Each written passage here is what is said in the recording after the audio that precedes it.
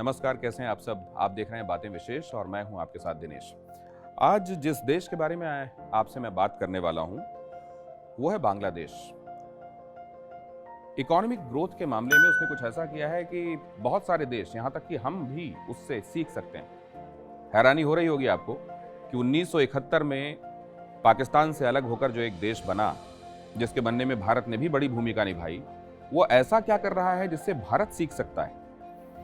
World economic forum ने अपने Twitter handle के माध्यम से एक फोटो शेयर की है जो मैं आपको दिखा रहा हूं। और ये फोटो बताती है कि बांग्लादेश वो बांग्लादेश नहीं है जो ज्यादातर लोगों के परसेप्शन में होगा। बांग्लादेश एक तेजी से उभरती हुई अर्थव्यवस्था है जिसके 2021 में 8% तक पहुंच जाने का अनुमान जताया जा रहा है। और यह अनुमान वर्ल्ड इकोनॉमिक फोरम का है।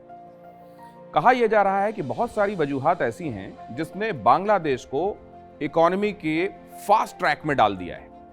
बहुत सारी अर्थव्यवस्थाएं खासतौर से कोविड के इस दौर में स्ट्रगल कर रही हैं, हम भी उनमें से एक हैं।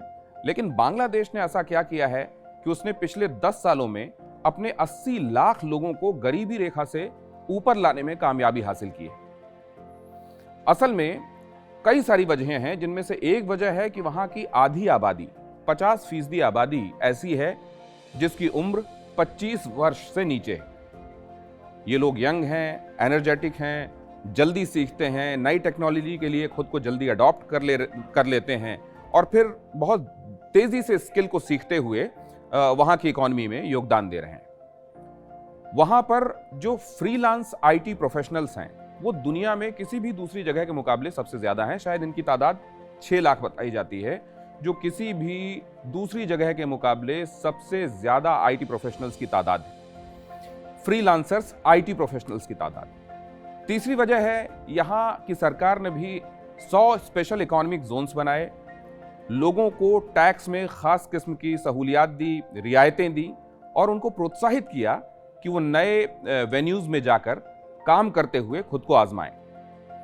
एक वजह यह भी है कि वहां का जो गारमेंट इंडस्ट्री है वहां की, वो विश्व में नंबर 2 पर मानी जाती है। गारमेंट विनिर्माण के मामले में बांग्लादेश की हैसियत पूरे विश्व में नंबर 2 की है। यह हैरान करने वाला तथ्य है, लेकिन यह सच है कि चीन के बाद गारमेंट्स में सबसे ज्यादा प्रोडक्शन अगर कहीं हो रहा है तो वो बांग्लादेश है। ये तमाम वजहें ऐसी हैं जो बांग्लादेश को आने वाले दिनों में इकोनॉमी की पटरी पर सरपट दौड़ाएंगी। बांग्लादेश ने यह भी पहचान लिया है कि पहले एग्रीकल्चर, उसके बाद इंडस्ट्रियलाइजेशन, सर्विस सेक्टर और अब बात उससे आगे बढ़कर आ गई है नॉलेज इकोनॉमी पर। और नॉलेज इकोनॉमी पर जो सबसे पहले कैपिटलाइज करेंगे वो देश सबसे ज्यादा फायदे में रहेंगे। ये बात पहचानते हुए बांग्लादेश ने खुद को तैयार कर लिया है। बहुत सारी बातें हैं जो बांग्लादेश से हम सीख सकते हैं। हालांकि बांग्लादेश के सामने एक बड़ा चैलेंज भी है।